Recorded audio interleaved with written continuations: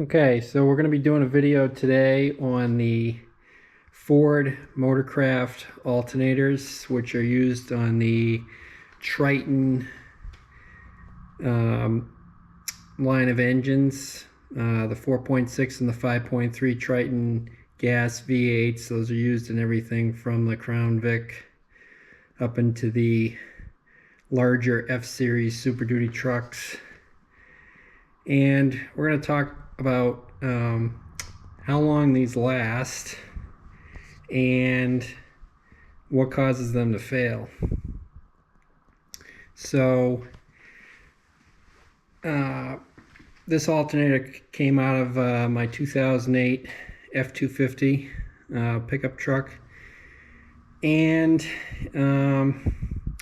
this is actually the third alternator. The first alternator failed at 75,000 miles, and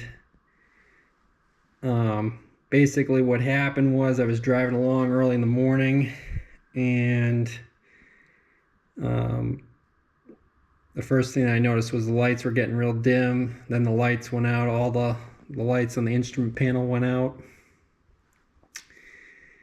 and then right after that you get about 2 minutes after the lights go out, and then the engine stops running and you're stuck on the side of the road. So I replaced that alternator with a new alternator, and this here is the part number.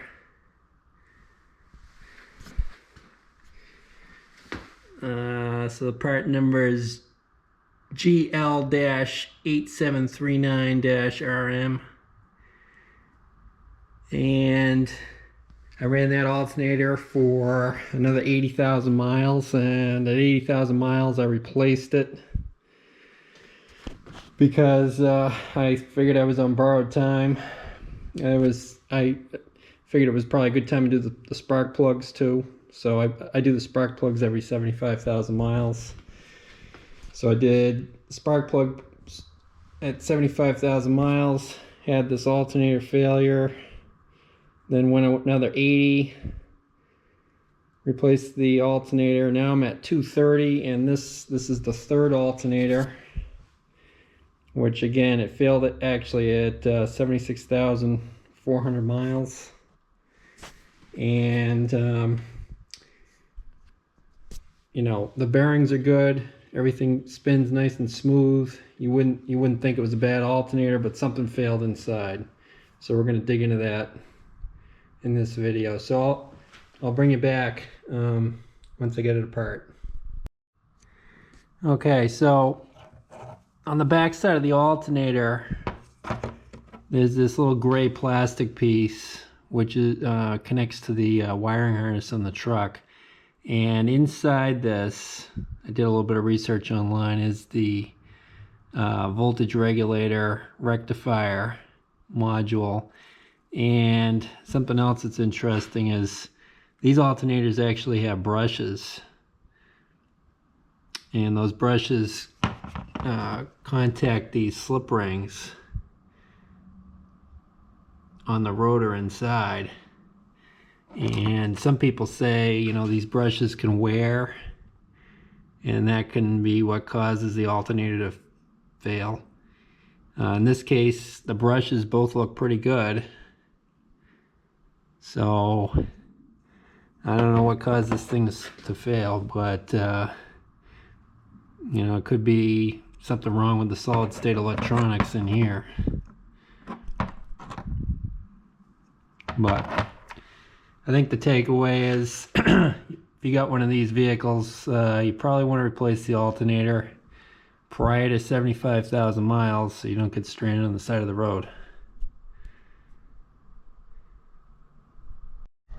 Okay, so I just actually went to put this back together again, and what I found was there doesn't seem to be much preload left on the brushes when you go to put this in. I mean, it just drops right in, and I don't think there's really anything preloading the brushes against those slip rings.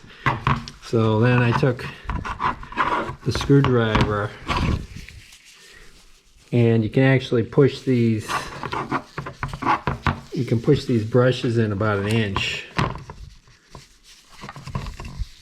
It's hard to do this one-handed.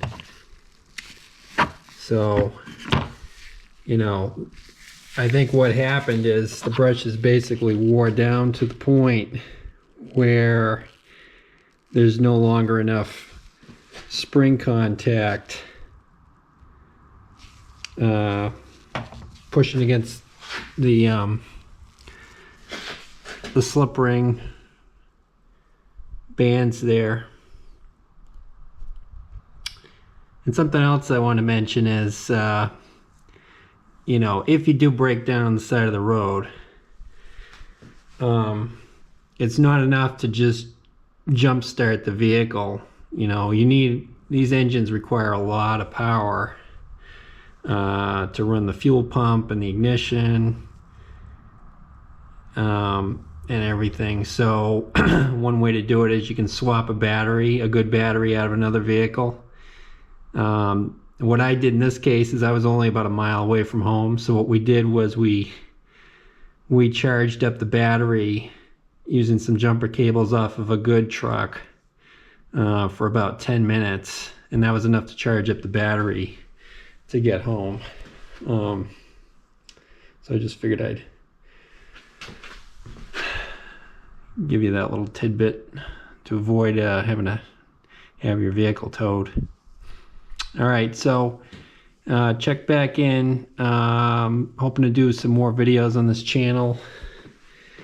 It's going to be about all sorts of different Ford related content, and also some fabrication and other outdoor projects.